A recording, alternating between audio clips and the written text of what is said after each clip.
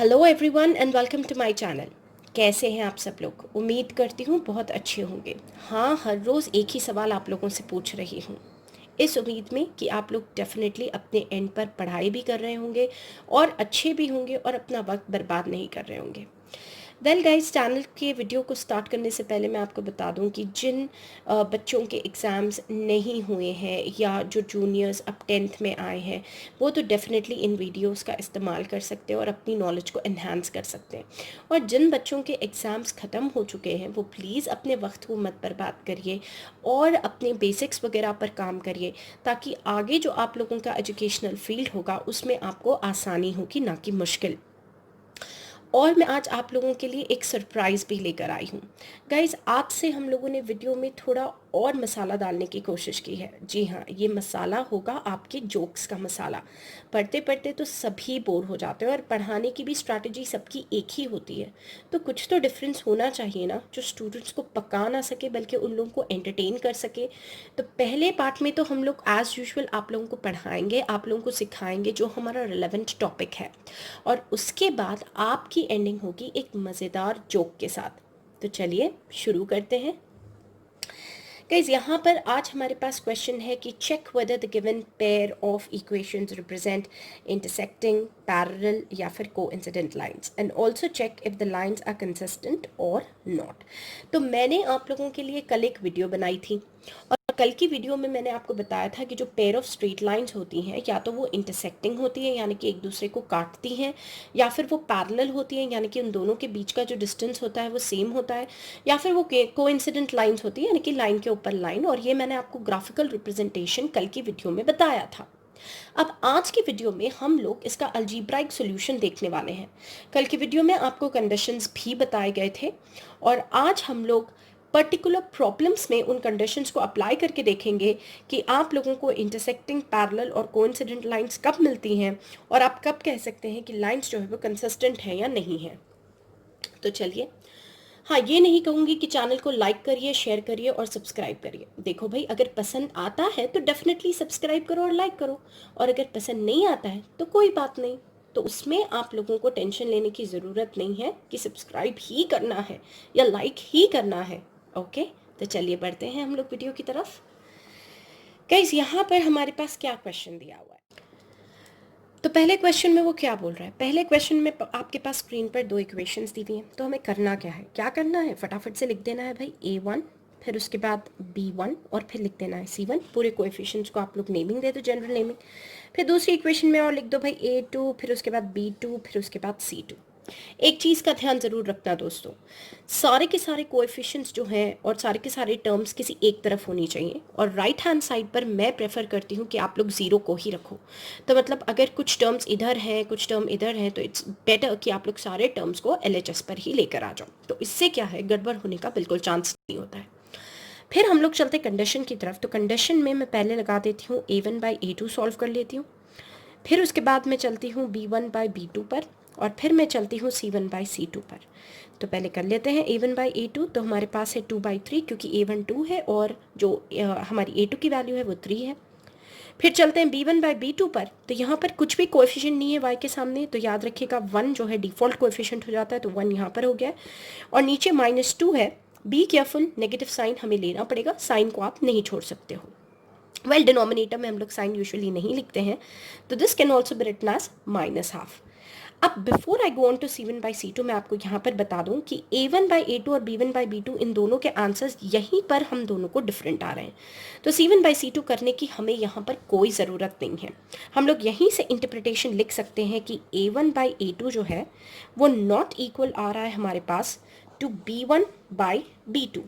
तो इससे हम लोग लिख सकते हैं कि जो हमारी लाइन्स हैं वो है आपकी इंटरसेक्टिंग लाइन्स। तो आप देख सकते हो हमारा फर्स्ट कंडीशन आ चुका है और हमने लिख दिया है कि जो लाइंस है, जो लाइन का पैटर्न होने वाला है वो है इंटरसेक्टिंग लाइंस। और हमें ये भी बताना है कि दे आर कंसिस्टेंट और नॉट, मतलब इनका कोई सोल्यूशन होता है या नहीं होता है। तो क्योंकि आप देख सकते हो कि यहाँ पर पड़ रही है इक्वल टू के ऊपर एक स्लैश, और आप देख रहे हो कि इक्वल टू के साइन को ये स्लैश काट रहा है, तो इंटरसेक्टिंग लाइन्स भी जो है वो काटती हैं एक दूसरे को। तो बस याद रख लेना ये इंटरसेक्टिंग लाइन्स है। और आप लिख सकते हो कि जो लाइन्स है वो कंसिस्टेंट है। ये भी मैंने आपको लास्ट वीडियो में बताया है, तो कंसिस्टेंट विद सिर्फ एक ही सोल्यूशन होगा, तो विद यूनिक सोल्यूशन। तो ये हमने यहाँ पर लिख दिया है। तो ये तो हो गया हमारा फर्स्ट छोटा सा बिट। फिर हम चलते हैं हमारे सेकंड क्वेश्चन की ओर, और सेकंड क्वेश्चन में भी हमें कुछ ऐसे ही करना होगा। तो फटाफट से लिख लीजिए A1, फिर उसके बाद B1, फिर उसके बाद C1, A2, B2 और C2। और करना क्या है, वही करना है जो हमने फर्स्ट बिट में किया है। A1 बाई A2 कैलकुलेट कर लेना है, B1 बाई B2 कैलकुलेट कर लेना है, और C1 बाई C2 भी कैलकुलेट करना है। तो A1 बाई A2 जब हम लगाते हैं तो हमें मिलता है 3/6, B1 बाई B2 जब हम अप्लाई करते हैं तो मिलता है 4/8। ये हो जाएंगे कट, तो आपको मिल जाएगा 1/2, और यहाँ पर भी ये हो गया है कट और आपको मिल गया है 1/2 आफ्टर कैंसिलेशन। अब क्योंकि A1 बाई B2 और B1 बाई B2 आपके पास इक्वल आ चुके हैं, तो हमें C1 बाई C2 की तरफ जाना होगा।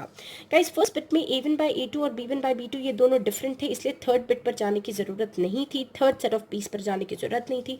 इसमें क्योंकि स्टार्टिंग वाले दो सेम आ चुके हैं, हमें थर्ड वाले को भी देखना होगा कि वो कौन सी कैटेगरी में गिरता है। तो C1 बाई C2 जब आप करोगे विद द नेगेटिव साइंस आपको लेना है, तो यू गोना गेट अगेन 1/2। तो इससे हमारे पास कंडीशन आता है कि A1 by A2 is equal to B1 by B2, और फिर उसके बाद आप लोग देख सकते हो कि हमारे पास इसमें भी आ रहा है which is nothing but your equal to C1 by C2। तो अब आप देख सकते हो हमारे पास A1 बाई A2 आ चुका है which is equal to B1 by B2 आ चुका है, and which is also equal to your C1 by C2 आ चुका है। तो फिर जब तीनों रेशोज आपके इक्वल होंगे, तो ये जो लाइंस होने वाली हैं ये होंगी आपकी को इंसिडेंट लाइंस। जी हाँ, एक लाइन के ऊपर एक लाइन जब आप इसे ग्राफ में प्लॉट करोगे तो ये हो जाएंगी को इंसिडेंट लाइंस, और इनके लिए आप लिख सकते हो अगेन कंसिस्टेंट। तो मतलब ये जो है इनमें सोल्यूशन होता है, कंसिस्टेंट होते हैं ये, और विद इनफाइनाइट सॉल्यूशंस गाइस। तो इसमें जो आने वाले हैं वो आपको इनफाइनाइटली मैनी सॉल्यूशंस मिलने वाले हैं, इनफाइनाइटली मैनी सॉल्यूशंस। तो ये हमारी हो गई है सेकंड बिट भी हमारे एक और कंडीशन पर। और अब हम चलते हैं हमारी लास्ट बिट की तरफ, और लास्ट बिट में भी वही काम करना है जो अब तक आप सारी बिट्स में कर रहे हो। A1 लगा दो, B1 लगा दो, C1 लगा दो, A2 लगा दो, B2 लगा दो, और C2 लगा दो। फिर उसके बाद क्या करना है, A1 बाई A2 कैलकुलेट करना है, B1 बाई B2 कैलकुलेट करना है, और C1 बाई C2 भी ज़रूरत पड़ेगी तो करेंगे। तो A1 बाई A2 आपको देखा 4/2 विच is nothing but your 2 over here. B1 by B2 भी आपको सेम ही दे रहा है यहाँ पर, और फिर उसके बाद C1 बाई C2 हम जब करते हैं कैलकुलेट तो हमें ये डिफरेंट आ रहा है। तो मतलब हमें मिलने वाला है A1 by A2 B1 by B2 के तो इक्वल है, मगर C1 बाई C2 को इक्वल नहीं गिर रहा है। तो गाइस जब ऐसा कंडीशन आता है तो ये कंडीशन है आपकी what is called as your parallel lines. तो ये जो कंडीशन हमारा आता है ये आपके पास है पैरेलल लाइंस, और ये जो है ये इनकंसिस्टेंट होती हैं क्योंकि इनमें कुछ भी कॉमन नहीं होता है। तो इनकंसिस्टेंट विद नो सोल्यूशन, तो इसमें बिल्कुल भी सोल्यूशन नहीं होता। और वेल हमें इन्हें ग्राफ पर प्लॉट नहीं करना है, मगर मैं आपको इनका बेसिक ओवरव्यू बता देती हूँ कि ये नज़र कैसे आएंगी या दिखेंगी कैसे। तो यहाँ पर आप देख सकते हो ये दोनों जो है ये नॉट इक्वल टू हैं, और ये कंडीशन है आपका सो कॉल्ड इंटरसेक्टिंग लाइंस का। तो इनका फिगर जो है कुछ इस तरीके से आएगा व्हेन यू प्लॉट। फिर उसके बाद जो सेकंड वाला है वो आपका कोइंसिडेंट लाइंस है, तो इसका फिगर जो है आप ले सकते हो कुछ इस तरीके से, यानी कि लाइन पर ही लाइन होगी, दोनों कोइंसाइड कर लेंगे। और फिर लास्ट वाला है जी आपका पैरेलल लाइंस। तो पैरेलल लाइंस तो आपकी नॉर्मल कुछ ऐसी दिखाई देंगी अगर आप उन्हें प्लॉट करोगे। तो ये तो हो गया है कि कैसे आप लोग गिवन इक्वेशन से चेक करते हो कंडीशन की, और फिर इन्फर करते हो कि इंटरसेक्टिंग कौन से होते हैं, पैरेलल कौन से होते हैं, और कोइंसिडेंट कौन से होते हैं।